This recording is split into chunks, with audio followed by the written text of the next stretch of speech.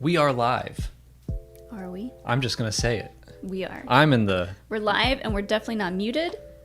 And the internet's going to, for sure, hold together. Oh, yeah. The internet is... I think it's going to be fine, but we are live. I'm just going to say it with confidence. We're live, and everything's going great. And we've switched spots for the day. Molly wants to build the Mandalorian's helmet. I want to build What are you Lego. doing? You're just sitting there. Get building. Everyone's here for a show. No, okay. If you're not building, people are going to leave. I have my own little camera over here. Also, don't say anything about my one missing nail. I'm very self-conscious about it. Who's our stream sponsor for the day? Dan Ritter is our stream sponsor for the day. Thanks, Dan. Thank you, Dan. And hi to everyone in chat. Hi, Stuart Lugston, Dan Ben, Jeff Zag, Brad, Andy, Rainman, Birdie, Dino Park Dan. See, I always have the urge to categorize Lego before I even start building, but I'm gonna... That's a strategy. You can do that. I think I do that more for bigger sets. Hey, Podcast of the Wills. I was sad to hear that you're not going to be at Dragon Con. Molly told me a couple days ago that you were going to be, and then yesterday was never mind. It was such a tease about it. But maybe next year. I'm doing 2 panels at Dragon Con. You're doing 3? So we're doing one on Friday, which is... Actually, we should say this is... creation. Yes. So this is our last Lego stream before Dragon Con, because next week, we're going to be at Dragon Con on Thursday. Yes. So we're going to miss next week. We'll be back the week after. Doing Dragon Con and all that good stuff. One of the most wonderful times of the year, tied right there with Star Wars Celebration. The Dragon Con app should be out now for your mobile devices, and you can go on there to find out times and places for panels and stuff. So our panel on Friday, subject to change, I think, but Friday at 5:30. I think so. Is going to be online Star Wars content creation. Yep. Woo! And then Monday at 1, which is usually when everybody's kind of stumbling out of their hotels and making their way home, but Monday at 1 is Star Wars speculation. Yeah, on future content, so Andor, Bad Batch, Star Wars Jedi Survivor, etc. And I think my other panel is also on Friday. I think it's Friday morning or afternoon, maybe at 10. I don't even remember, but we'll figure it out. Yeah, that one is new canon. So just looking back over the past year at what came out, not so much like the Book of Boba Fett is going to have its own panel. I think Obi-Wan Kenobi does. I need to make sure of that. But we more cover the books and the comics and stuff outside of live action and animation. Yeah. And trivia, of course. And yeah, we'll be competing in trivia, I'm sure. Slugging it out over there. I always forget that is a panel that we are on, technically. Well, if we do well enough in the test. Yeah, if we pass the test. We gotta take the test first.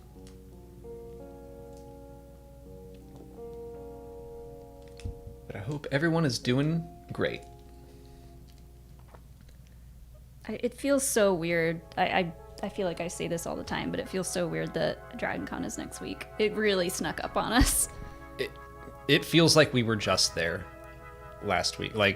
The year just went by really, really fast.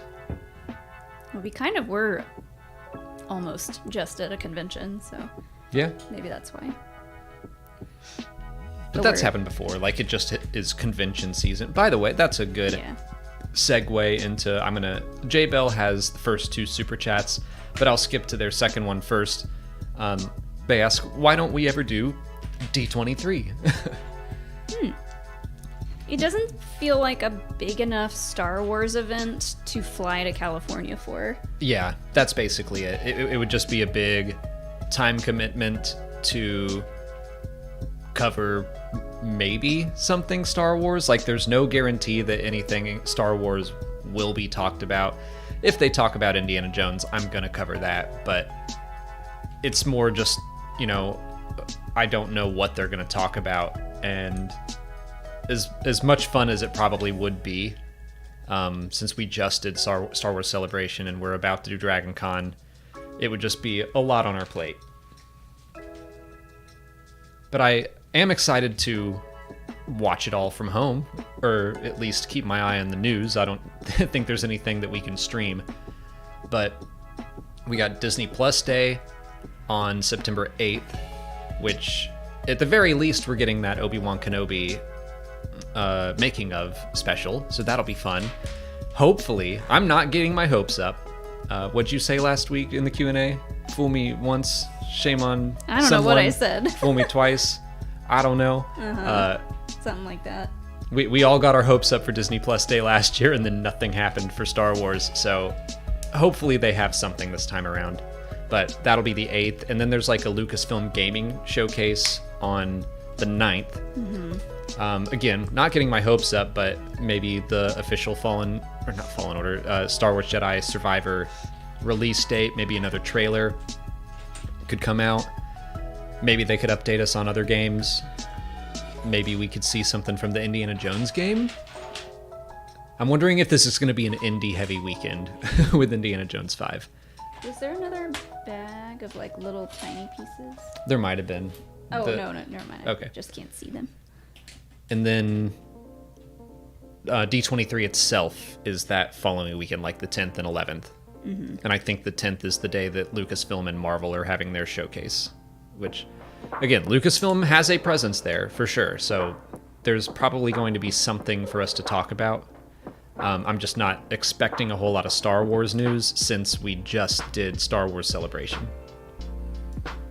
Yeah. Oh, I just realized I didn't tweet that we were doing this. Oh. Oh, no. And J Bell, thank you for the first super chat as well. Is Vader extra vulnerable to lightning, or is he just normal vulnerable to lightning?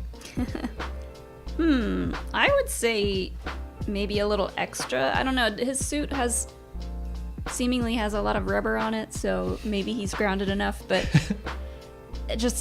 he's like an electronic machine man, so I feel like more vulnerable. If you're more machine than man, I think the answer has to be that he's extra vulnerable. To what degree, though, I'm not sure. Because even though I'm just normal vulnerable to lightning, I don't want to get struck by it. Sure.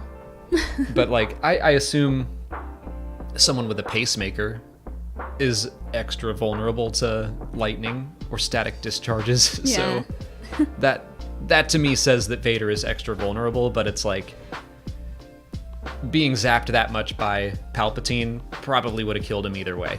Sure. Maybe. Although Luke seemed to get zapped a lot more than Vader did. He got zapped a lot. I think it's like 7 times. I think I counted it for trivia once, and I was like, man, he's going to town. And Luke's just fine. I mean, he looks a little rattled, but he's fine otherwise. I don't know, maybe Force lightning is different from regular lightning. Like, not as powerful? Yeah. Maybe.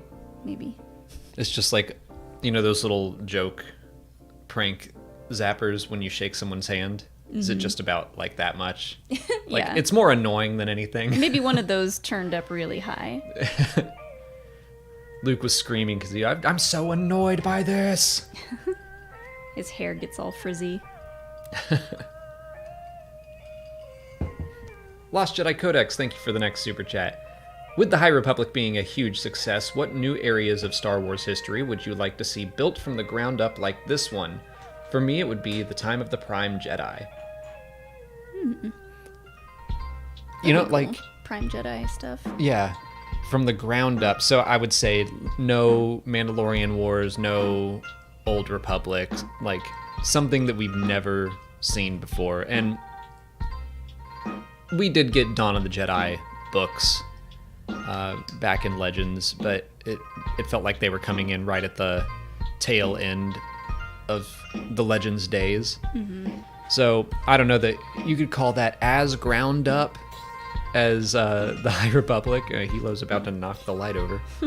But it's also like there wasn't as much content as there was for like the Old Republic. So I think that'd be a fine one to cover. Plus the Prime Jedi is already a different story from Dawn of the Jedi as far as I can figure. What was the specifics of the question? The time period? Yeah, just what's a time period you would like to see built from the ground up that we've never seen before? The creation of the Night Sisters would be cool. I really am jonesing for some Night Sister stuff. It shouldn't surprise me. You bring up the Night Sisters a ton. I do. But every time you do it, I'm like, good idea. The Night Sisters are really, really cool. And it would be fun to explore that. That's why I'm very pumped for the new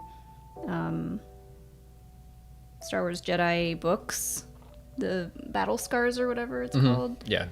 The tie-in book for the video games, because I want to know more about Marin. Marin is such a good character. For as little screen time as she got, the fact that so many people love her, including myself, I think that says something. And it's promising that we're getting a tie-in novel at all for a story like Fallen Order. It's promising that we'll get just more information in general for her specifically, because you can go into a lot more detail in books. So fingers crossed. And I'm happy that they were doing the 5-year time jump, and that surprised me for the game. So I'm glad that they're gonna fill in some of that time already. And yeah, just beyond promising for story potential, I'm excited that it's getting a book, and they're doing another Art of book. I hope that they do what they did last time, and we get some action figures, we get some Funko Pops, we get some more Lego sets. I really enjoyed how much coverage they gave and merchandise they gave to Fallen Order. Ken was saying in their most recent Force Center episode something about wanting to see more of people eating in Star Wars. Like, we know people eat. You have to eat. But he wants to see more of it. So I want to see, what's his name, putting more salt on his food. Someone tweeted about that recently, and one of the animators for the game said that was a conscious decision. Really? They were like, yep, let's show Grease just salting his food for like 90 seconds straight. Amazing. And basically, he's like in the middle of this awkward conversation, just like, just gonna keep salting. That strikes me as someone who's like trying to listen in on someone else's conversation, and so they're not concentrating on what they're actually doing, but he's like sitting at the table there. So but still, he may have forgotten that he was salting his food, just mindlessly, like, I don't know. We went way off track of the question though. So Night Sisters, I haven't really answered. I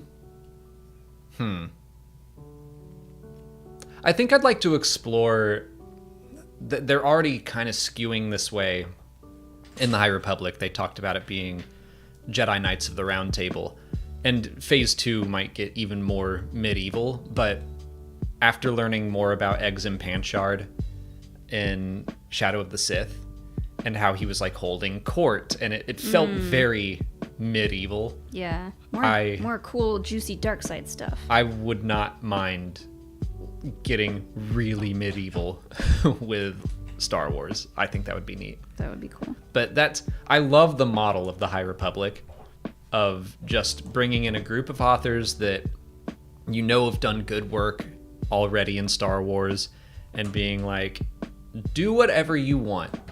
You define this era, and then they do it. And not only that, but they're moving beyond just books and comics. And this era that they have defined is now going to show up in The Acolyte, and the way that they've built up and set the tone for like the Jedi robes. We're going to see that on screen. I love that. So I would not mind at all if, when the High Republic is over, they announced Project Luminous 2 or whatever, and they're like, we're going to do that again, but with a new era of Star Wars in a new corner of the galaxy. We're just going to let our writers go nuts. I love that. Love that for us. I do. Madman's Knowledge, thank you for the next super chat. I have 2 chapters left in Rebel Rising, and I must say, it is so far the most depressing and hopeless Star Wars story I've consumed. Oh, man. That's interesting. I don't disagree with you. It's been 6 years since I've read it. But that is an interesting point, that I do think that it has hope within it, but part of that comes from knowing how Rogue One goes. Mm-hmm. So it is an interesting story that doesn't have as much hope as we're used to in Star Wars, but it's kind of okay because we know the immediately following story. I don't think I read Rebel Rising. Rick Villanueva says that book goes so hard. Yeah, I don't know what chapter it is. I know I just saw it. I had pulled it out for something. But if people don't have time to read Rebel Rising, I want to find the chapter of Saw Gerrera's attack on, like, basically a civilian party, an Imperial civilian party. Because I want to see something like that in Andor. I want them to make it clear that Saw Gerrera is part of the rebellion, but you shouldn't feel great cheering for him. Yeah, because we get that line from Mon Mothma about him in Rogue One, about, like, his extreme militance or whatever. His militancy. Yeah, so let's see some of that. I think we will. I could just see Tony Gilroy watching Rogue One and hearing that line being like, yeah. Mm-hmm. But I kind of think no matter what they do, let's assume they do that. Because they did that in Rogue One, to be fair. They showed an attack from Saw Gerrera's partisans.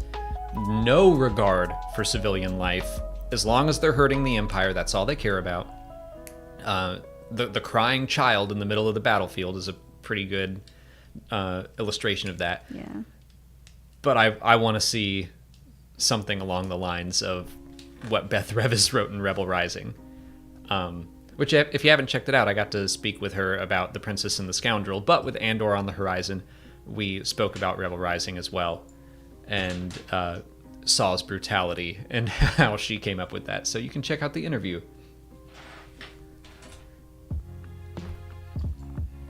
And speaking of Rick Villanueva, thanks so much for the next super chat. Hey gang, do you think George Lucas is making movies just for himself now that he's retired? I think about this sometimes, because I'm like, he is was such a passionate guy about movies and movie making, and I wonder if he's just so jaded by it all now that he, like, isn't interested in making new stuff, but, you know, maybe he's making little home movies. I would love to see him make movies like he wanted to make originally. Yeah. Reading through the making of Star Wars, it's really interesting. His initial plan for Star Wars was to use it to fund the weird movies he wanted to make. Mm-hmm. That's why I think he's kind of just so jaded and by the, like, movie making process, and the idea that anything he came back to do would always be compared to Star Wars, and so he's probably like, maybe if he did it anonymously, that'd be funny. Well, it's like, I kind of hope he doesn't care.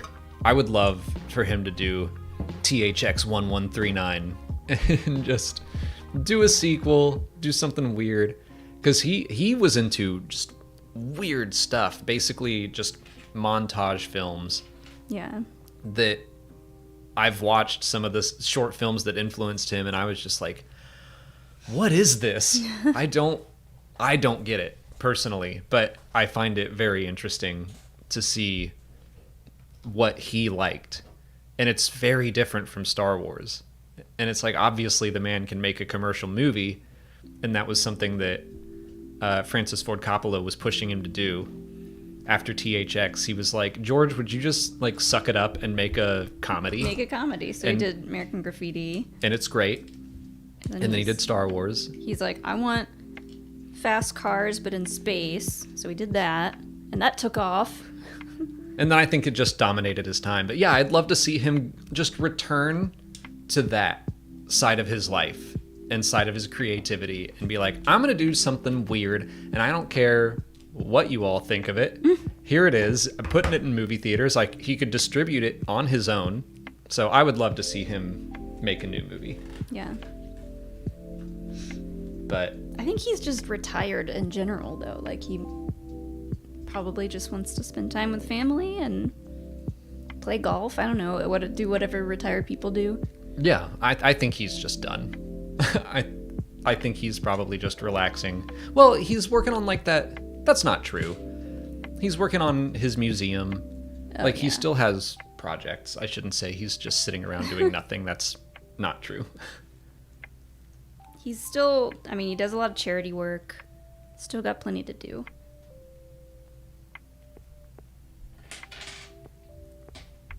He can kind of pop in and out of any currently being worked on Star Wars projects just to like poke his nose in and see what's going on. Chazatron 5000, thank you for the next super chat. Alex, congrats on the Andor roundtable. Cool things happening to good people is always reason to celebrate. Thank you. That was really wild. That was such a cool thing, and I was glad that I got to listen in to them, because you were out of town. Yeah. When you had to do that. I was at a friend's bachelor party. We just got a cabin and we played Dungeons and Dragons for 2 days straight, but it was a Friday and a Saturday, and on that Friday, that's when the interviews were scheduled. So I already had those plans, and I just told my friends, I was like, we're gonna have to take a couple breaks. And I went downstairs. It's kind of good that there was no video in the end. Like, we were on a Zoom call with them, so like we got to talk to them face to face, so to speak. But other people, podcasters, YouTubers who were there were messaging me like, where are you? Because I was in like this cabin decor, and I was begging my friends to please keep it down. And they did a great job. When we got the news that you were going to be able to do that, I had this like moment of terror where I was like, oh no, what if I have to do this by myself? Because he does all the interview type stuff, and like I could do an interview, but because I'd never done one before, I was like, I don't want this to be my first thing that I have to do alone. It's terrifying. But it was very like scheduled out. Everyone just had one question they could ask. You would have been fine. You could have talked to Genevieve, and you could have just talked about how similar you look, and you could have asked her for cosplaying advice. Yeah. Which, I mean, a lot of people did ask about the outfits, and she said some wonderful things about the costuming designer and all that, so it got covered. It was a really, really neat experience. I'll shout out again Keith from Father and Son podcast. He like stole the show. He is 11 years old, and especially like listen to the end of the interview with Denise Goff and Kyle Solar. They were freaking out. I think he was the last person to ask a question in their interview, and they were so excited. They were basically like, they should just let kids your age in to see the filming of these things. I will campaign to give Keith all interviewing responsibilities at Star Wars Celebration, because everyone that saw him, that's a lot of work. I know he should be able to enjoy himself, but like I just loved seeing Denise and Kyle and Genevieve, like their faces just lit up when Keith came on screen. Yeah. And they were like, yes, like we get to talk to someone who is like the prime Star Wars audience, and just see how they're feeling about our show. And they were also supportive. I mean, he asked good questions, but they would like sit back and go like, wow, that's a great question. And it was. Yeah. But like I just want Keith to get everything. Keith deserves it all. Maybe he'll get his own panel or like moment up on the Star Wars show stage. I hope so. Denise and Kyle, they were trying to the organizers were saying, okay, we need to shoo everyone out to do the next one. And they were like, no, we need to take a selfie with Keith real quick. It was so adorable. They wanted to just answer all of his questions too.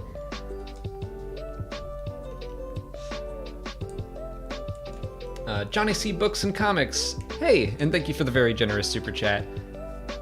Also, thank you for the very nice email that we got over the weekend, I think. Mm-hmm. It was very nice. Thank you. Hello there, Alex and Molly. No question for my first ever super chat. Just wanted to thank you both for all the positivity and kindness you bring to the fandom. Molly's shirt today is a perfect example of that. You guys rock. Thank you, Johnny. Thank you. And that's a very condensed version of the email. Yeah. It's just very, very nice. And it means a lot to hear that. I do love this shirt. I still thought it was black when I bought it. I must have just been delirious from being in the sun too long. But it's actually dark green. You got that at Disney, right? Mm-hmm. They had a whole Pride section while we were there that I just wanted one of everything. But I was like, tone it down. But I really appreciate that the boys' t-shirts, the boys' larges, fit me and they're very soft. Is that a boys' large? Uh-huh. Because the adult shirts are really long. You don't want a long shirt. No. Although this one shrank, so now you can't see it. It's not lifting up. That's my problem. All the smalls I used to wear, if I lift my arms up, it's boop. Well, how often are you just doing all the this? time. Can't ride roller coasters anymore. We'll be doing that tomorrow night. Yeah. At the Lady Gaga concert. Yep. I'm excited. Are you excited? You have no idea.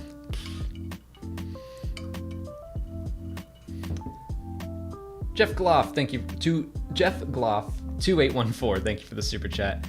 A week from now, I'll be at the airport, waiting to get on a plane to Atlanta and praying to the Force to get the rain out of the forecast.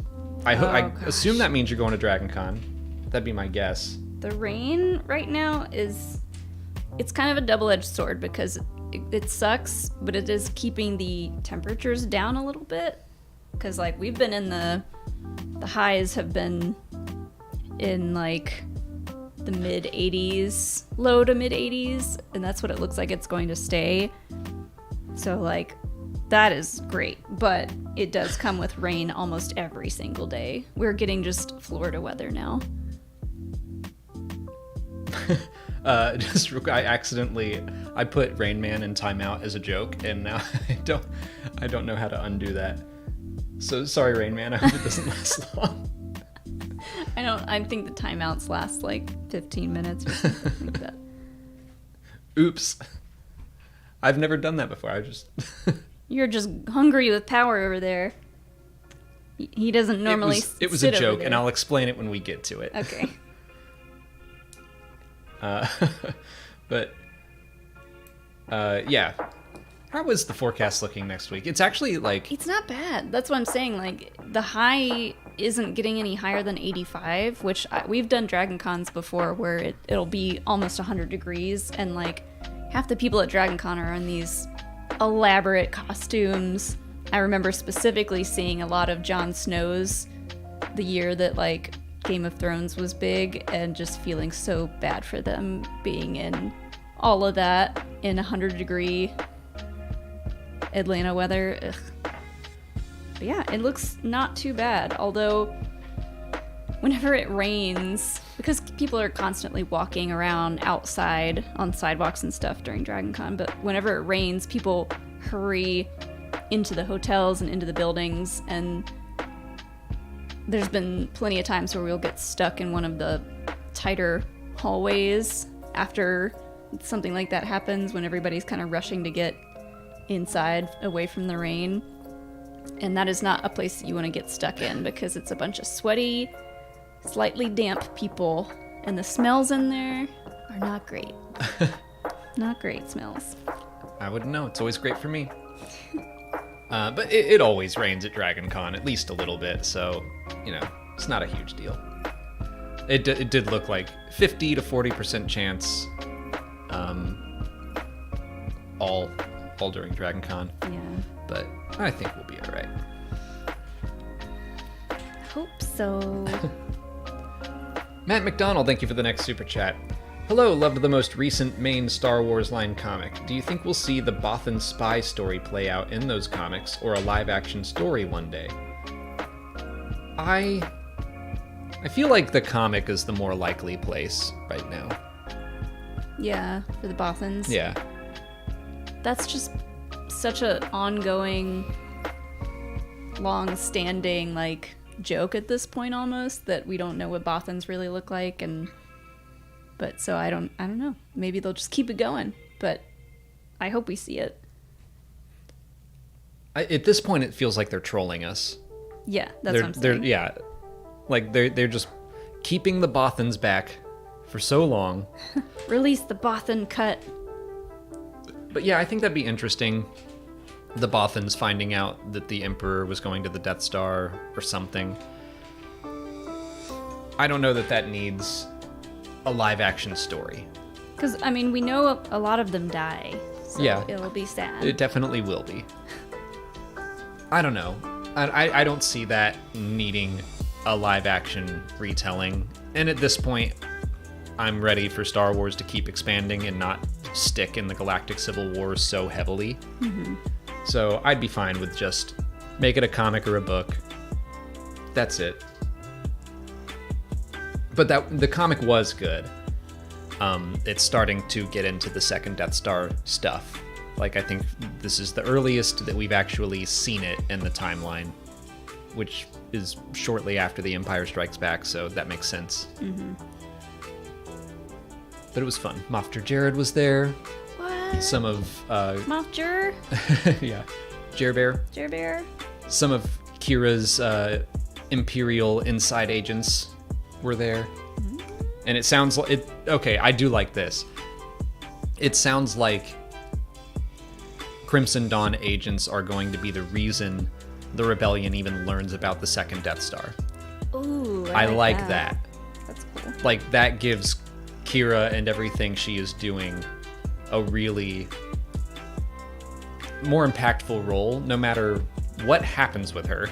Yeah. And we know that obviously her plan to topple the Empire fails, but now I'm like, or does it? It might ultimately work.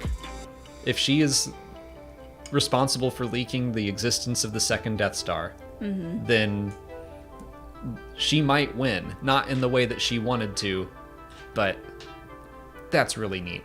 Yeah. Everyone plays their part mm-hmm. in this whole thing. So yeah, looking forward to the Hidden Empire. I think that starts in October. I can't remember. Spooky season. Rain Man is back. Okay. Okay, explain yourself. Well, I'll explain it when we get there. Oh, okay. It's a super chat. Okay. Yeah, and you'll know it when we hear it. Okay. Chazotron 5000, thank you so much for the next super chat. If you could choose one author from any of the books to write live-action Star Wars, who would you choose and why? Delilah Dawson. Because I've loved everything she's done. I'm down for that. Her and Claudia Gray would kill it if they had to work together or if they each got their own projects. That'd be dope. Yeah.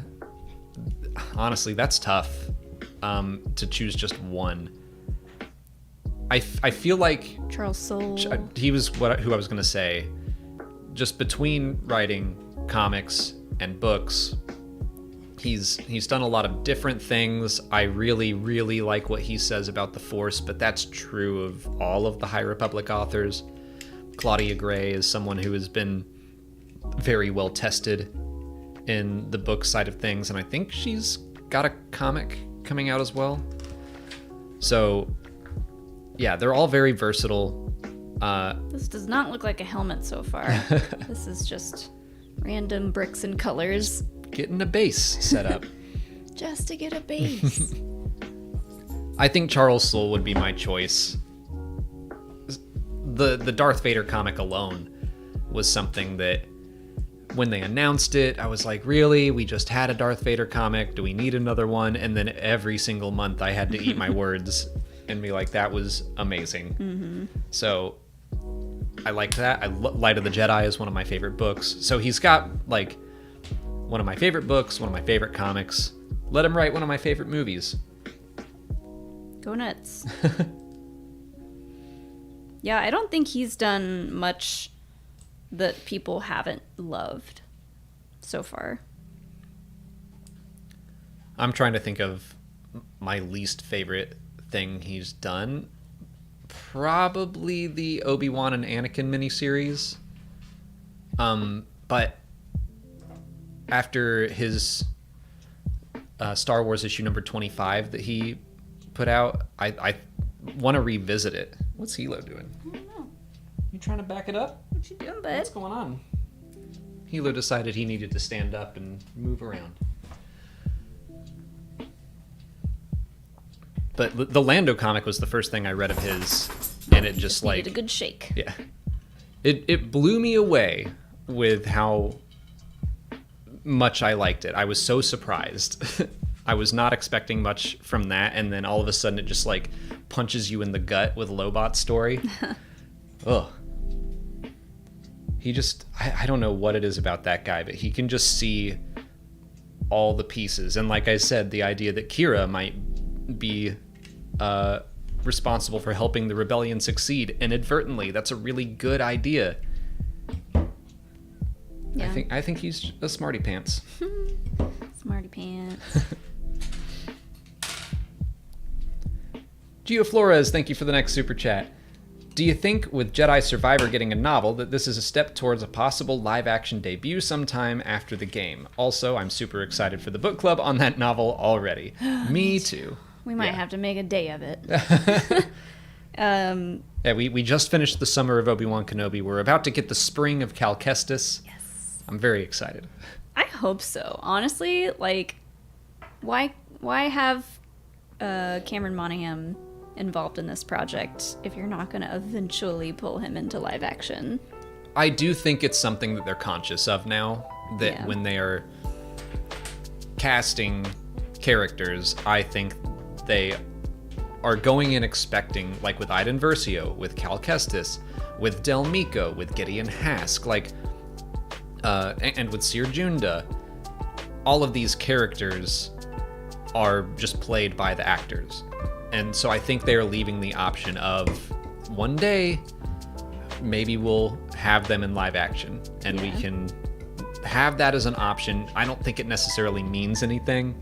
I don't want to say that the book, I don't think that's a step towards a live action debut. I don't really think it means anything other than a game is coming out, and if we release a tie-in novel at the same time, it'll make money. Yeah.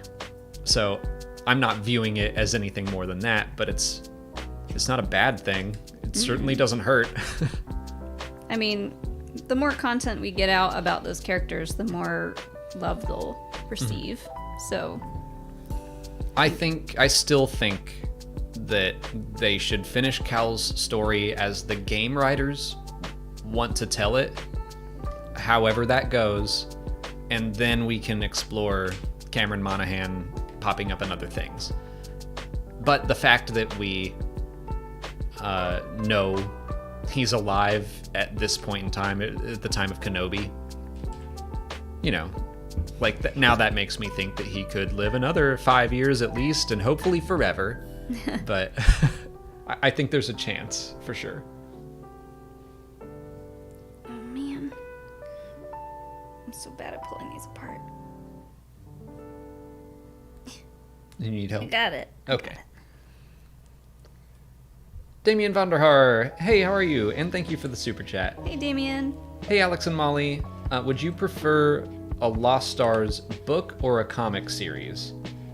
Oh, a series? I assume like a continuation, because we already did get a book and a comic series, but like Give me an animated show. Lost Stars 2.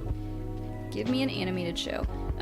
Book, because like I struggle to keep up with the comics, so I mean I also struggle to keep up with the books, but Well, it's fun that like Lost Stars got the manga treatment. So it was a book, it's a manga.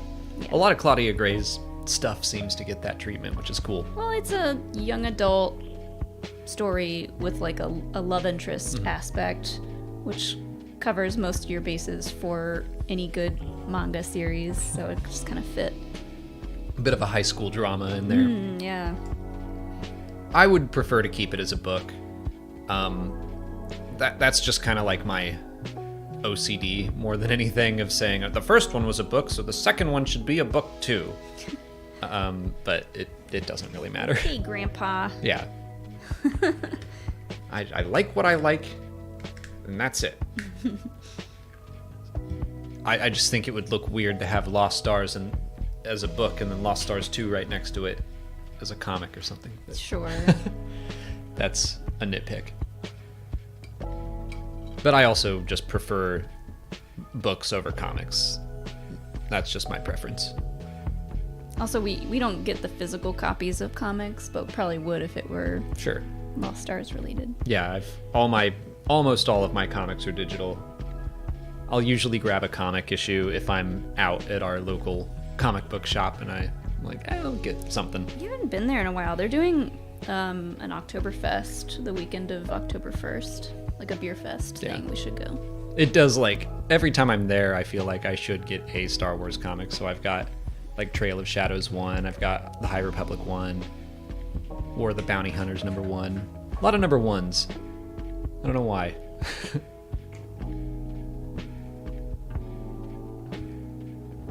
Babbles the Clown, thanks for the next super chat. Sending a little love. Hope you got my letter and or postcard. I don't think so yet, but I have not checked the P.O. box. Our in a P.O. couple box weeks. has been weird because, like, Chase sent us something and it never got there. So, like, I hope they got their stuff together over there. Cause... Yeah. I don't know.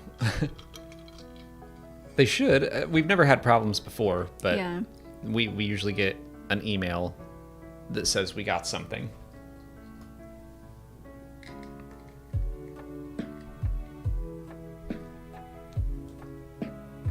I saw it. Oh, okay.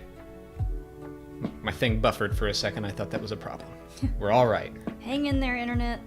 I believe in you. We're okay. We're all right. I think Comcast got it together after last week. Stay on target. 12 Cat, thank you for the next super chat. I'm currently reading Brotherhood and I'm really enjoying it. I was wondering, are there any other good canon books or comics featuring Clone Wars era Anakin?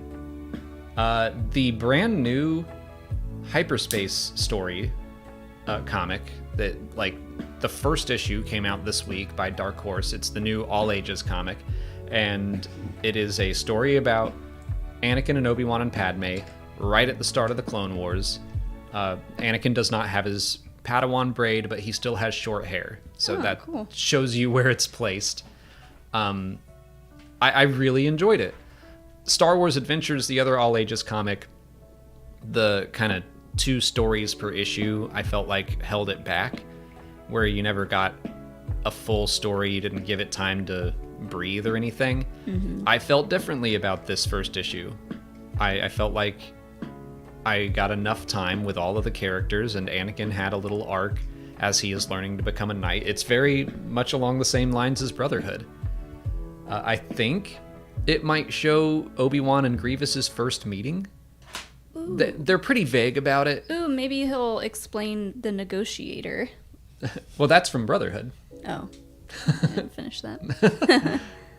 But yeah, they're vague about that. They don't say, "Oh, General Kenobi, I've heard so much about you. Finally, I get to meet you." No, like it just gave me that vibe that maybe they hadn't met before, and that was interesting. I hope Obi-Wan has a very sassy, like, "What are you supposed to be?"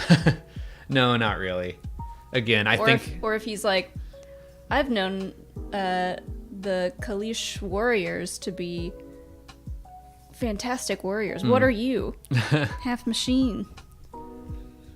Again, like, I think the implication is that it's their first meeting, but I get the sense Lucasfilm is like, we don't want to come out and say that.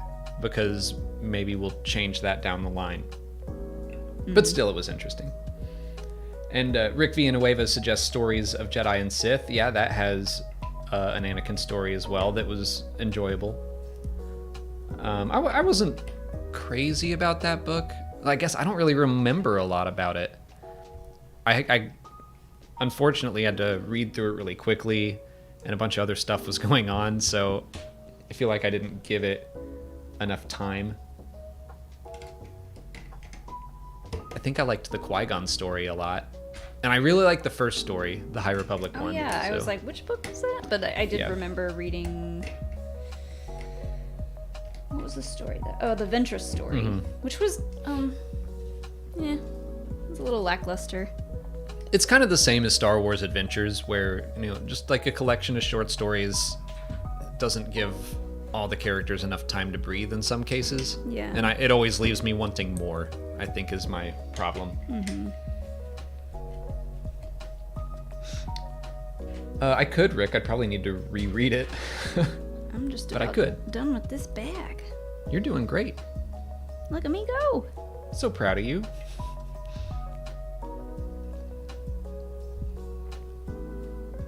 Okay, we have reached Rain Man's super chat and his reason for being put in timeout. And it's not just Rain Man I was putting in timeout. Really, I was putting, I think, the whole Discord in timeout. Because Rain Man asked, thank you, Rain Man, but asked, can Vader still father children after Mustafar? And I don't know why. Oh, that stupid stuff in the Discord. What was on the Patreon? Oh, on the Patreon, yeah. Yeah.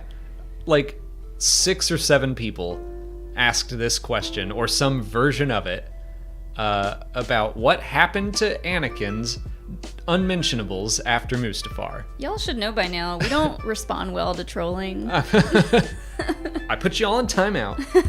But my answer is probably not. I mean, I just don't think so. Probably not what? I don't think he could father children after that. Oh. I don't know. It doesn't. The thing is, it doesn't matter. It doesn't. Yes, no, I don't know. Bacta can work miracles. Imagine the woke theories about Vader was castrated. Meh. No, thank you. So there you go.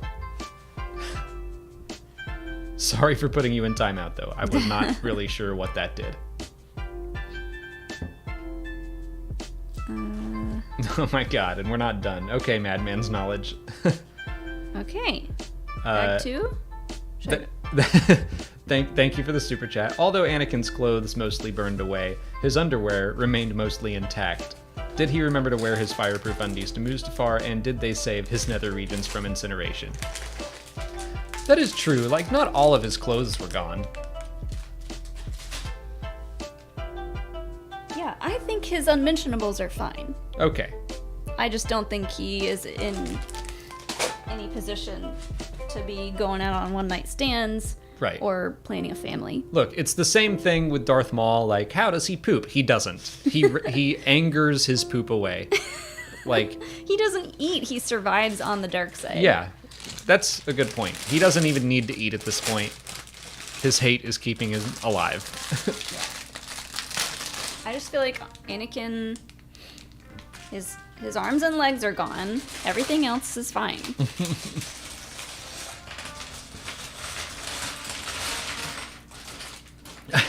Rain Man, thank you for another very generous super chat. I will not time out you. And just says thank you for the honest answer. Oh my gosh. Look at all these gray pieces. I picked a fully gray helmet, of course. Jazzatron 5000, thank you for another super chat. Guys, I recently got the same Lego set for my birthday. Maybe I can catch up and do a build along. This is where I'm at so far. It doesn't look like much of a helmet. You made it through bag 1. Yeah. Probably get through bag 2, and then we'll see where we're at.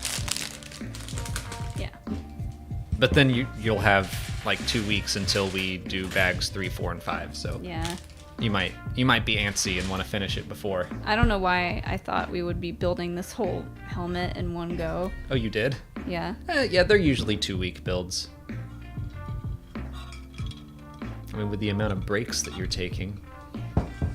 I'm making great time. You're doing great. I will put this here for everyone to marvel at. Look at this block of colors and gray. Brian Ferreira, thank you for the next super chat.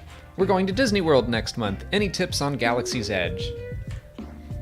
Make your reservation for Oga's now, if you can. If you can. It might already be full up. If you can't, go there first thing in the morning. Mm-hmm. And that's how we got it. And beg. We didn't even have to beg. Yeah, we just went there like right when the park opened. We went straight to Oga's, and I guess they don't do a ton of reservations first thing in the morning, so we got in with no problem. Yeah, I mean, we just went up and we were like, can we put our name down on a list to get into Oga's later in the day? Is that possible? And they were like, you can go in right now. And we were like, it's 8 in the morning, but okay. Well, because we wanted to try the drinks. Yeah. So we were like, okay, well, I guess we're having alcohol at 8 in the morning. But if you're just wanting to go check it out, have a snack, that's probably easier to do. Yeah. But it's also fun. But it's fun.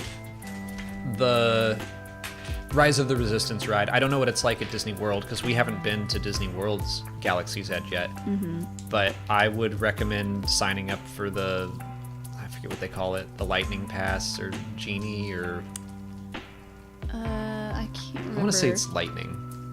But sign up for that, and then like the second you get into the park, and they use geolocation something or other to know when you have entered, you can go and set a reservation. Mm-hmm. It does cost money, but if you are really, really concerned about getting on that ride, I would say it's worth it for the peace of mind, in my opinion. Yeah, I think so too. I really, really wanted to ride that, so I was like, all right, we'll pay the little extra, which is annoying, but like you definitely get a time slot to go ride it. And you don't have to wait in a super long line and hope it doesn't break down, because apparently it does. It has so many moving parts that it breaks down often. I would say don't worry about using the app to like scan stuff around Galaxy's Edge, because like, one, I've heard it completely drains your phone battery, and two, like half the time it either doesn't work or it's just kind of like pointless, which is unfortunate. But what's the... Oh, it's for your daughter's 11th birthday, excuse me. Definitely build a lightsaber. They're expensive. It's $200 to build a lightsaber, but like it's one of the coolest things you can do there. I would like get a ticket for your daughter, unless you want to build one too, but two people can go in. Yeah, if she gets a ticket, then you can go in and just watch her build it. Yeah. It's very easy. That is my favorite thing there. I've now done it 3 times. And Molly's done it twice. Wait, no. Okay, I've done it twice, and Molly's done it twice. That's right, because we have... I did it this most recent visit during Celebration. But I've watched a bunch of people build lightsabers, and I love it. It's so fun. So yeah, I would definitely say that's worth it. Talk to the... Oh, sorry. Yeah, no, sorry. I was going to say, talk to the people working there. Ask them about their life on Batuu. Like, they all have backstories. Talk to the bartender at Oga's if you get in. It's fun to just interact with the people working there that have Star Wars names and backstories and families and stuff. That's always a good time. Brian says that his daughter wants to build a droid and a saber, so saber for sure.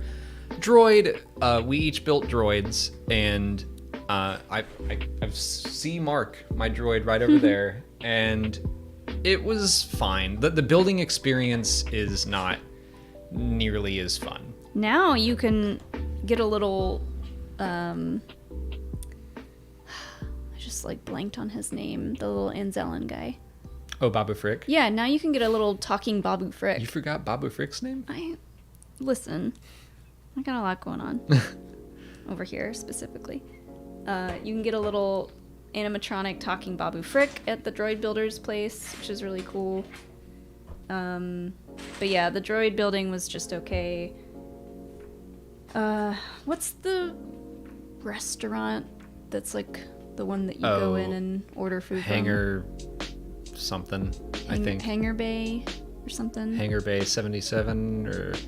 So there's like another restaurant other than... Docking Bay 7, yeah. Yeah, Docking Bay 7. Thank Go there and get the coffee drink if you're a coffee drinker. It's pretty good. It's got little like chocolate Rice Krispie... Yeah. No, not Rice Krispie. Chocolate Cocoa Puff, like... It's just Cocoa Puffs. Things in it. It was delightful. It was. At the time, I was like fading fast from whatever we did the night before, and I was exhausted, and I was like, they gotta have some kind of caffeine here. And that was it. And I was kind of like, I don't want like a super sugary drink, but then I drank it and I was like, this is amazing. It wasn't super sugary. The food there is pretty good too. I think I got like the beef ribs, or kadu ribs or what. Yeah, my salad was good. The food is good. It's not horribly overpriced. But back to droid building, I would say skip that unless she really, really wants a droid. Like, the building is not as special. You just kind of get your pieces, put them together, and then you're done. And we did have fun. She might really want a droid, I'm just trying to... I think for kids it's different. I'm just trying to say it's not nearly as special as building a lightsaber. Like, to me, they're night and day experiences.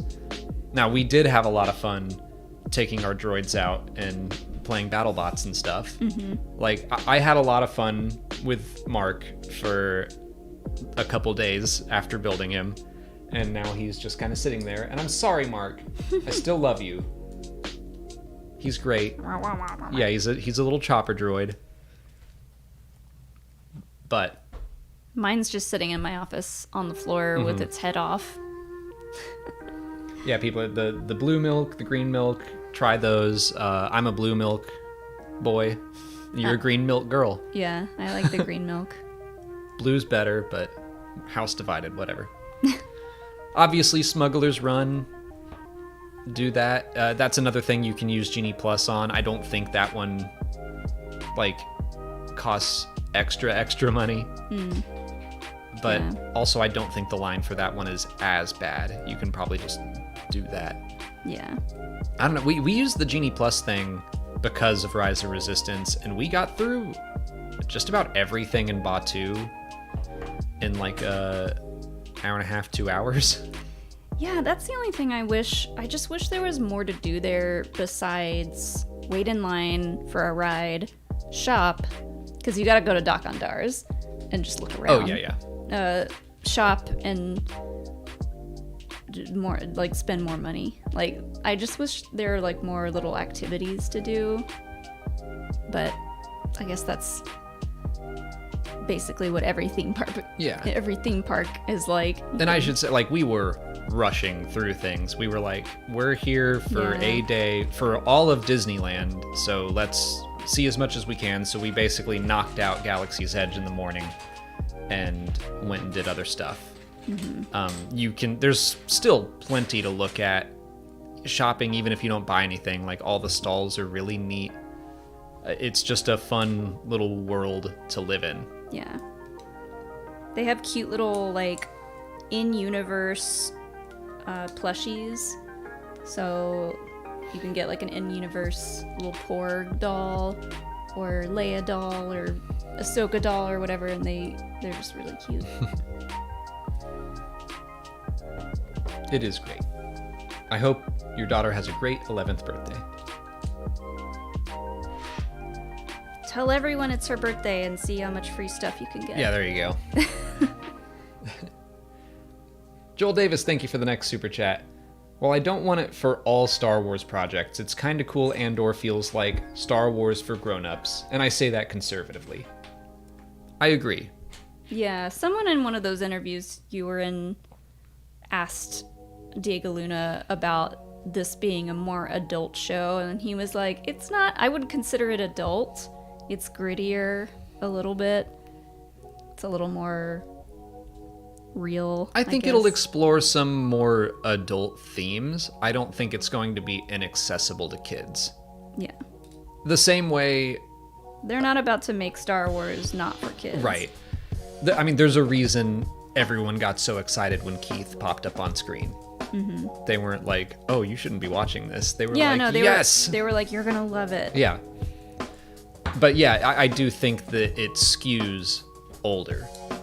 And it's kind of like the same way when they were announcing Skeleton Crew. They were like, it's a show about kids. It's not a kids show. Like, it's probably made for a younger audience, but still highly accessible to adults. And vice versa for Andor. I think it's made a little bit more for adults, but kids can still watch it. Mm-hmm. It probably leans... I just think it's like Rogue One. I mean, looking at that, it's a war movie. It's a little more adult than most Star Wars movies. Yeah. But it's still accessible to kids. And everyone in it is older. There's no, like, young characters. Right. As far as we know, so far. There is that, like, young Andor. Mm-hmm. But that's probably not going to be a huge part of the show. But yeah, I meant in Rogue One. There aren't really any young characters. Oh, yeah. But yes, I'm always just a big proponent of variety in Star Wars. That, yeah, we can have Star Wars Resistance and Andor. They exist in the same universe, and you can just pick and choose what you want to watch, what lines up with your preferences. Mm-hmm. So I'm happy that Andor does feel like it's going to lean a little more towards my age group, but I'm sure it won't go all the way. I don't think it's going to be as violent as Rebel Rising and Beth Revis, what she wrote. Yeah, probably not. Because that was messed up. That was like, reading that, I was like, I can't believe they just did that in Star Wars. Really? Yes. It's his attack on, like, this civilian party is very messed up. I kind of want to reread it. Yeah. Just to... Or I should say my memory of it. I just remember kind of putting the book down after that and being like, whoa. Yeah, take a breather after that one. Sith Rodriguez, thank you for the next very generous super chat. Hello guys, I hope you're doing okay. I have one question today. Do we have any legends or canon info on characters of Andor, like Luthen, Clea, Sergeant Linus Mosk, Dedra Miro, or Tay Kolma? Thanks. You know more of the names than I do. I don't know who Clea is. I have a guess as to who Sergeant Linus Mosk is, but I have not kept all the way up with some of these names. I know Cyril Karn. I think I called him Cyril Cam in my interviews because the R and the N bled together and I misread it. But Luthen, I believe, is new. As far as I know, all of the characters are new. I don't think any of these people have popped up in other stuff in the past. Yeah. I think you're right. I don't know many of the names either. I struggle to keep up with Luthen's name. Also, that clip that got released the other day. When was that? That was yesterday. I was like, it's really hard to understand what they're saying. It reminded me of an SNL sketch with Bill Hader, and he's basically in like Lock, Stock, and Two Smoking Barrels, and his voice just gets more and more like Cockney and British to the point where you're like, what? Yeah, I'm gonna need some subtitles for Stellan Skarsgård. Some of his like near Batman Cassian Andor. Yeah. How did you break into the facility? I mean, we watch almost everything with subtitles now anyways because we're old. But this one I was like, okay, thank goodness for subtitles because I don't know what he's saying. I really liked the clip. Like the tone of it all was A+. Like exactly what I was expecting. I want to know if anyone else thought he said Biggs when he said Bix. Bix. I was like, wait a second. I had heard the name Bix already, so that did not make my heart skip a beat. Sith Rodriguez read them all on a reaction channel. Okay, like I'm sure they all exist. I just have not. Honestly, I have like 3 articles about Andor pulled up on my computer that I just haven't had time to read yet. So at some point I will. But then the show will be out and I'll know all the names anyway.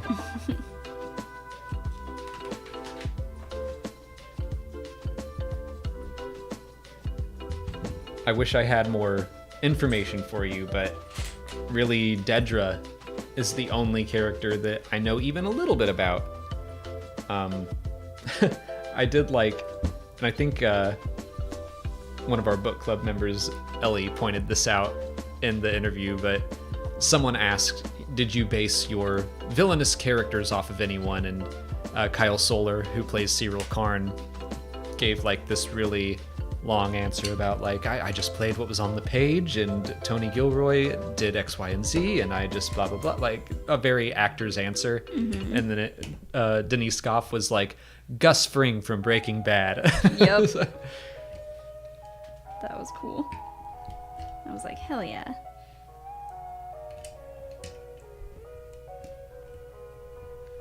Oh, Nexus, Ellie made a comment in the on the video. That's what I meant to say. Robert Schwartz, thank you for the next super chat. Reread Thrawn, love Night Swan, thoughts about him getting his own comic or book. Yeah, he's a really interesting character that I would love to see come back. Basically, like Thrawn's Moriarty in that story, and he's had a couple. Night Swan? Night Swan. Sounds like a Batman villain. Kinda. He's a rebel officer spy. I mean, I guess it's before the Alliance itself was a thing, but he was a pirate that fought against the Empire, basically. Oh, okay. And I think I know who this is. He was the main antagonist for the book, and he and Thrawn were matching wits the whole time. It was really fun. Like, if he were to come back, I would want him to come back in, I guess, The Mandalorian or something where they could match wits again. I don't think that'll happen, but I never thought Cobb Vanth would happen either, so. Yeah. It's starting to look a little bit more like a helmet. We got Yeah, it's at the front there. Some shiny bits. But a comic or a book would be really neat. It's one of those things that I don't know how much other writers spread their characters around, I guess. Like, that feels like Timothy Zahn, I guess, would get first crack at anything. Night Swan or Eli Vanto. But I don't really... No. I say that, I don't think that's the case. Is he going to be at Dragon Con? Yes. But I don't think they're doing author interviews this year. I've been looking for that. Because I want to... He might be on a panel. Yeah, he will be. A lot of authors are going to be there, and they usually do interviews, but with COVID still around, I think they're cutting back on that. Yeah. But Claudia Gray's going, and I would love to get more of her thoughts on a Lost Stars sequel, since she talked about that at Emerald City Comic Con. I wonder what panels she'll be on. The author panel. Because I want to talk to her. Yeah. But I don't think they have any interviews for the writers this time around. Are you doing the High Republic panel? No. Okay. New canon, speculation, and online content. And trivia. Malcontent Matt, thank you for the next super chat. No question for you, just want to thank you for all your content. #1 Star Wars channel on YouTube. Thank you, Matt. Thanks. Thanks for the super chat. I'm going to tell everyone that now, that fact. We should make That is true. You know how movies will make commercials and include quotes from people? Oh, yeah. We can do that. Yeah. Malcontent Matt, #1 channel on YouTube. That is fact now. Tell your friends. Thorough Unfiction, thank you for the next super chat. Dragon Con means diapers for Pippin, yes or no? I don't think Pippin would like being in diapers I at all. don't think so either. We pay someone to come feed him. Yeah, but the last time we were out of town, he locked himself in our bedroom and then peed on our bed. Oh yeah, That's right. what I think that's what that's referring to. No diapers for Pippin. I think all we're going to do is make sure all of our doors are closed. There's nowhere he can lock himself into. He will always have access to his cat pan, so he doesn't pee on our bed.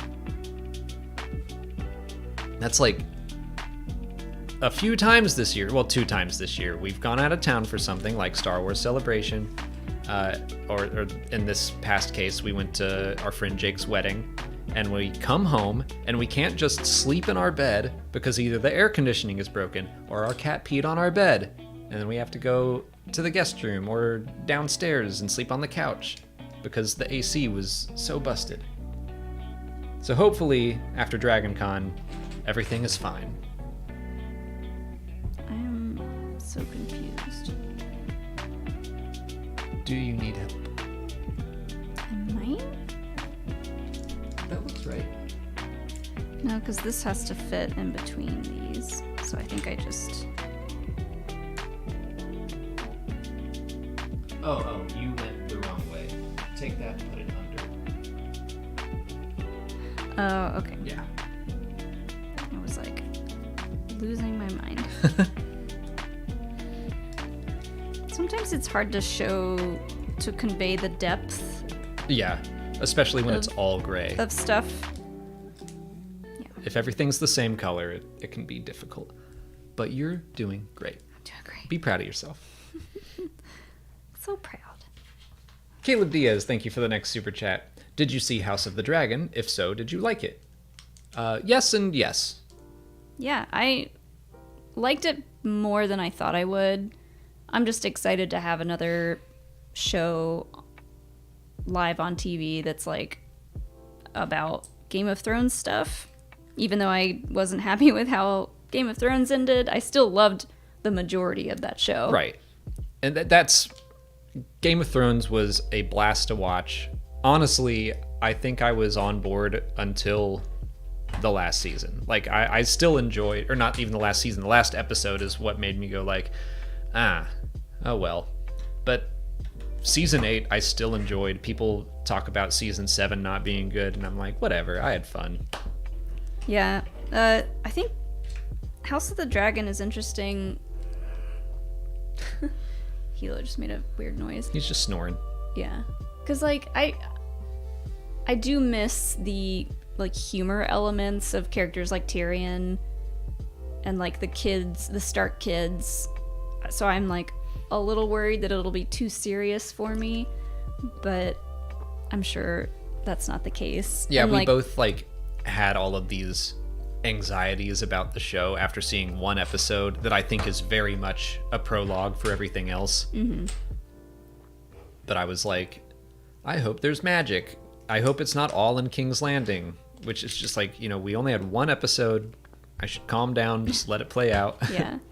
I do think that that birth scene was hard to watch. Oh yeah, the second they started alluding to what was going to happen, I was like, I don't want to see this. I mean, I guess it was meant to be hard to watch, Yeah. but it was very hard to watch. I get it. It's just, I'm cool to not see anything like that. But I'm excited for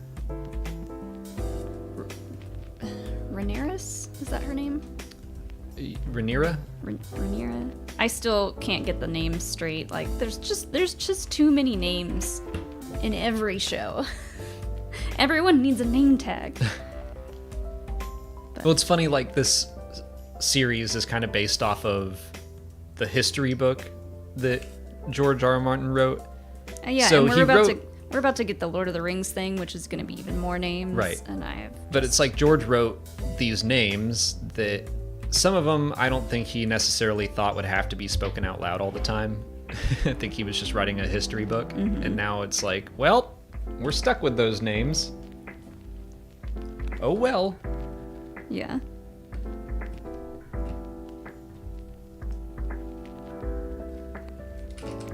fit on here.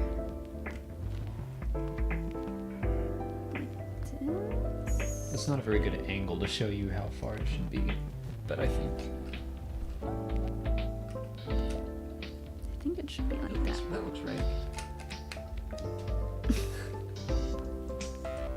There we go. Okay. These things are sturdy.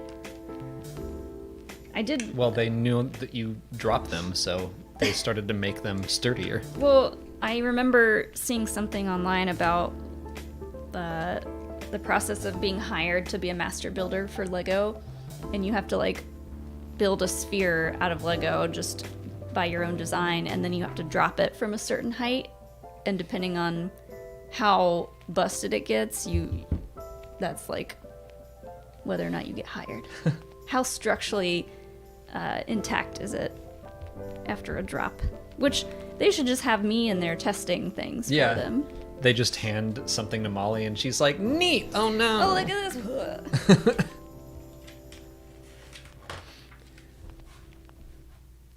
this! Brian Ferreira, thank you for the next super chat. Thanks for the extensive reply to the Galaxy's Edge question. I read that Molly does a spot-on Babu Frick impersonation. Where did you read that? That's an odd thing to read. Do I? You love doing it. Don't play coy. I Babu Frick.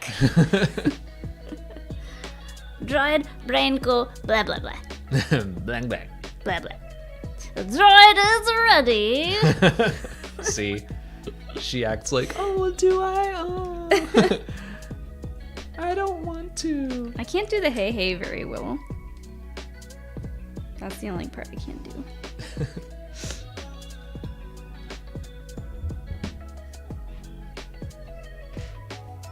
Daniel S. wants you to do the hey hey. Hey hey. Okay, yeah, it cracked a little bit. Yeah. It's hard. Oh, someone mentioned it in the chat. Okay.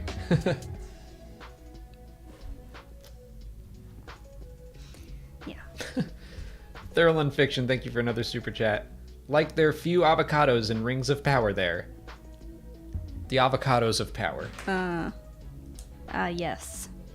I think maybe part of my hesitance on House of the Dragon is more just that I'm like, yeah, I'm interested in this, but I'm really interested in Rings of Power. Like, that's what I'm psyched to see. I'm excited for both.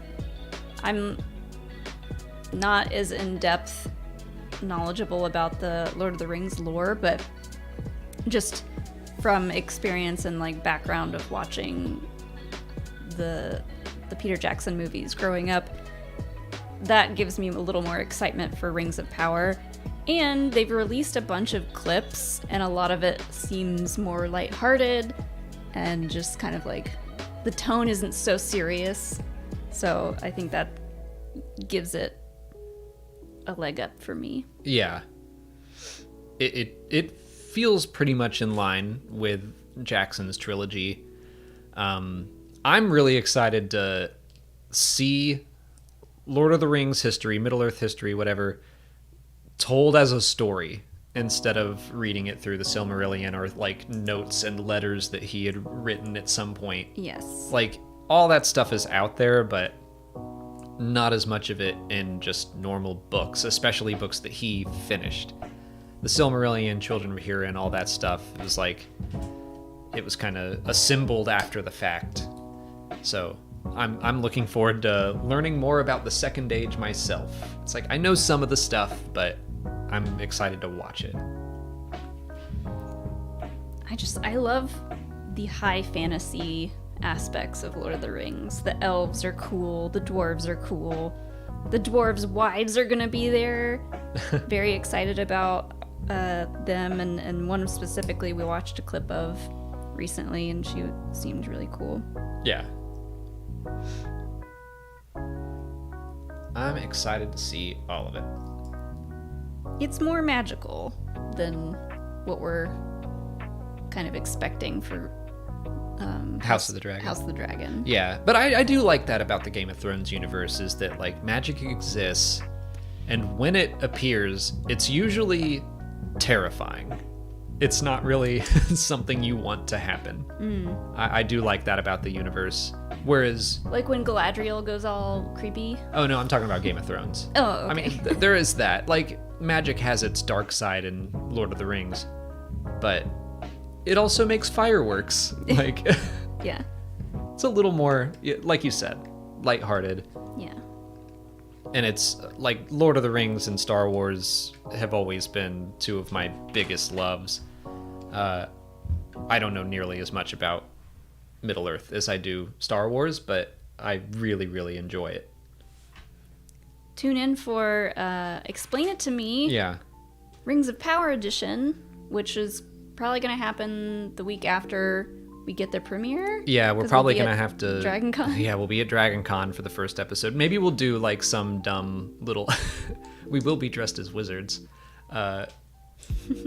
We could shoot, like, the three of us, me and you and Ashton, at Dragon Con. We could shoot a quick little reaction to it or something. Well, we're not going to be able to watch it, probably. Probably not. We could shoot a little intro for the series of You know what I videos. haven't looked for? Yeah, that'd be funny. I haven't looked to see if they're screening it at Dragon Con. Oh. Like, I might be down for that. It depends on when they do it. But if it's like a Thursday night, I don't know. Might be 3 sheets to the wind by Might then. be. Maybe I'll love it even more. This is great. I love these rings. That Sauron guy is mean. Why is Sauron so mean? But yeah, to keep talking about what you brought up, I think we'll do the first Explain It to Me. That's what, the 9th, September 9th or so. We'll probably cover the first 3 episodes together. Because the first 2 come out on the 2nd. Second, yeah. So a week from then. Then we'll do a big 3-episode Explain It to Me. And then like 2 weeks after that, the 3 of us are going to another friend's bachelor party. So again, we will be unable to cover it. So we're gonna have to double up episodes here. But the whole reason I started Explain It to Me in the first place was for this show. Yes. And we're gonna bring it back. I get to go to a bachelor party. Hell yeah. Whoops. Yeah, we're going to the beach for a friend's bachelor party 2 days after Andor starts. So Pray for us if that's your thing. send us your power, Dragon Ball Z style. Yeah. Johnny C, thanks for another super chat. So here's a question. What actor from the films would you like to reprise their role in a Disney Plus show? And why is it Keira Knightley as Sabe in season 2 of Kenobi? I would we're in the middle of a Sabe Renaissance? Renaissance. A Sabe Renaissance. Renaissance. Yeah, that's what I was trying to get to. I've loved seeing her pop up in the Darth Vader comics, in Queen's Hope, of course. So I think it would be really neat to have Keira Knightley back to do that. That would be dope. I feel like she'd be down.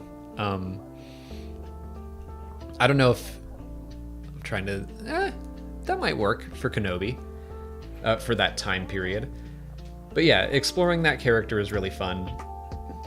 Who's someone you would want to reprise? I mean, we've already talked about like Cal and Marin, but Reprise their so they were in movies. Yeah. So then they would be in. I mean, Aaron Kellyman. Yeah. I'm trying to go farther back. C.O. Bibble, Oliver Ford Davies. What's he up to? Did he join the rebellion? Was he basically like the person that would be like, invasion's coming, communications are down? If Richard Falk is still around, I would love for him to reprise his voice role for Dexter Jetster. That'd be great. And honestly, I mean, Ahmed Best. Yeah. I would love to see Jar Jar again, because I think people would freak out in a good way over it. Yeah. But you just reminded me of something to bring it back to Game of Thrones, that Michael Carter Oh yeah. was in Game of Thrones. Bib Fortuna himself. Yeah. That's pretty awesome. Good for him. Yeah. He played the super old king at the very beginning. Yeah. Viserys? Was that it? No. That's the king now. Okay, yeah. So the guy that passed on his kingdomness. His kingdomness, King's. He named Viserys his heir. Yeah. Anyway, yeah, the first king at Harrenhal during the prologue to the prologue was Michael Carter, who played Bib Fortuna. What a cool guy. But yeah, I think bringing Jar Jar back to get the Glup Shido treatment of everyone freaking out that like, oh my god, it's Jar Jar Binks. Oh yeah. And he could be in the Imperial Senate. We don't know. The Jar Jar renaissance that could happen. I don't know if Ahmed Best is ready for it. I think he would do it. I think he knows now. After Celebration 2019. Mm-hmm. I hope he does. Yeah. And I mean, he's been playing Jar Jar in the Clone Wars and stuff, and Robot Chicken, and several other places. Oh yeah. Forgot he did Robot Chicken. What a trooper. Oh yeah, I love when, like, Carrie Fisher did it too, and Billy D. Williams, and George Lucas loved the Robot Chicken guys. Like, I love how Speaking of, how much fun they had with that. you gotta check out Podathon on September 17th because our buddies over at Bombadcast have an interview with Seth Green. Yeah, Which is huge. which is great, and I can't think of a better guest for them. Yeah. Like, that just, when Scotty told me that, I was like, that is perfect. I think they're gonna have a great time. Jeff Zag, thank you for the next super chat. I'm 2/3 of the way through Light of the Jedi, and I love the different uses of the Force, like making it rain. Hope we get that kind of thing on screen soon. Yeah, I loved the rain scene. I just immediately thought of this. They made the Force rain. I just love creative uses of the Force, and this idea that it's very Matrixy, and that, you know, the Force is only limited by what you think it can accomplish. It's that the It's Always Sunny quote, like, well, first of all, through the Force all things are possible, write that down. But it's true. Like, that's how I see the Force, is that you're only limited by... You're starting to sound like Chirrut. Yeah. Well, Chirrut's the best. Yeah. Your mind is the only limitation to the Force. Whoa. Free your mind.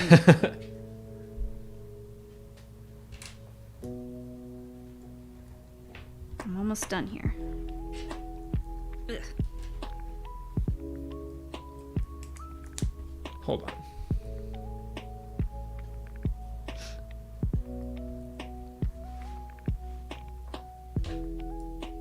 I could have sworn I saw a question earlier that now I don't remember where it went, but I'll bring it up to you since we're going to see Lady Gaga tomorrow, and I wish I saw who actually asked this, but are you excited for Joker 2 because Lady Gaga is playing Harley Quinn? Has that been confirmed? Yeah, she confirmed it. When? A couple weeks ago, I think. That she was playing Harley? Yeah. I didn't see that. But yeah, so obviously, Okay, like, well, okay. obviously I'm excited. I mean, it's difficult because I really enjoy, what's her name? The other Harley. Margot Robbie. Margot Robbie. I love her Harley. So I don't know how to feel about this. Well, Obviously, it's a different universe. Like, yeah, I loved Joker. I am really into the idea of like very mentally ill superhero villains. So I did like Joker. Yeah, obviously excited. I did not love Joker, but I do like the idea of Lady Gaga as Harley Quinn. So they have re-intrigued me. Do I just do this again? Yeah. Okay. Yeah, you're just like gonna repeat that on the other side. You didn't love Joker? Well, Not really. did you like it? It's not something that I really need to see again. But the sequel, you'll see. I'll see it. Yeah, I mean, that's Lady Gaga as Harley Quinn intrigues me. Maybe that was the plan. Like, okay, mixed reviews on the first one. I think it got pretty solid reviews. Bring in Gaga for the next. Like, I think it was well received. I certainly don't think it's bad. I don't see Gaga going for him if they're gonna be a couple. But it could. Who knows how the story could be the same or different. I have no idea. When does that come out? I have no idea. Yes, if she's involved, I'm excited for it and we'll see it.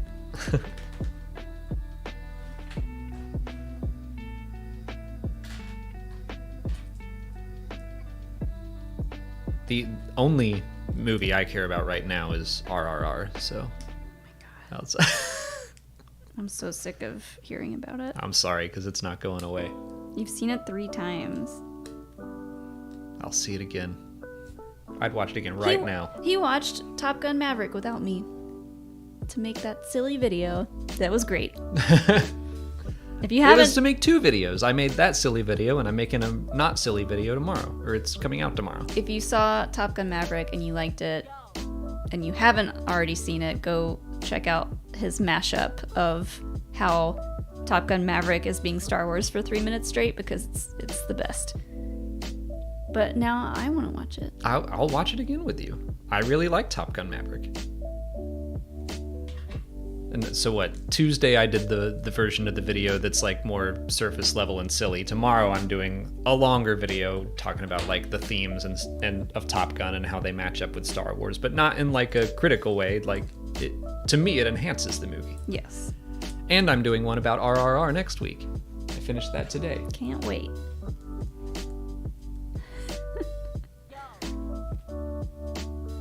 I liked RRR. I just don't know. I cannot explain to you. I don't know if I like it enough for you. That's fine. You don't have to like it at all. I'm glad you liked it even a little bit. I don't understand why I love it so much. I can't fully put it into words. The bromance aspect. That's just part of it. That has to be it. Certainly it's part of it. But it's also just the way it's shot. It's an Indian movie, and I don't think I've ever seen one before, but Bollywood, yeah. Actually, it's Tollywood. Tollywood? There are lots of different woods in Indian cinema. That's Patrick Willems explained that to me. But yeah, amazing movie. If you haven't seen it, it's on Netflix. It's 3 hours long. It's worth it. It's long, but it doesn't feel super long. It doesn't feel long at all. You explained it to me like it was Tollywood superstars. Yes. Forming an alliance for basically a superhero movie. Yes. I mean, again, like this is what our friend Patrick Willems said. He's got a great video about the movie as well, but it is the biggest director in India and then like the 2 biggest stars, and so they came together to make this movie, and it's incredible. Yeah. I'm done. You did it. First 2 bags. Looking good. Right now it looks like a little Padawan hat. Yeah, it does. Helmet thing. But the next bag is the base, which I could probably do quickly, but it's probably more than that. It's more complicated. You've probably done the most complicated stuff. Oh god, Chazatron 5000, thanks for the last super chat here. RRR but with Biggs and Cobb Vanth? Yes? I don't think I could survive that. But now I'm like mentally putting Boba Fett's armor and Din's armor, and I'm replaying all the scenes in my mind. Yeah, there's something there. There's something to that. There's something there. Do the character aspects and their allegiances line up though with Din and Cobb? I'm not saying you could make the whole movie again. I'm just saying I'd like to see that friendship montage. Although it does make sense with Din being a bounty hunter just because that's what he knows. So that's like Raj's character. Yeah, a little bit. Because all he knows is violence. And Cobb is the more like, I've got a code, I take care of these people. Yeah, I can see that. Yeah. I take care of my people. Anyway, I'm gonna go watch RRR. I'm just kidding. I'm gonna go film some stuff with POV. What we're After gonna do, we we're gonna eat have dinner, and we're probably gonna watch She-Hulk, because we haven't watched She-Hulk yet today. And then you got work to do, and I'll watch RRR. But thank you all for hanging out with us. Thank you so much for your super chats and just having fun with us. Again, we're gonna be off next week, and then we'll be back the week after Dragon Con. So we'll finish the helmet then. But thank you all for watching, and may the Force be with you. And go watch RRR.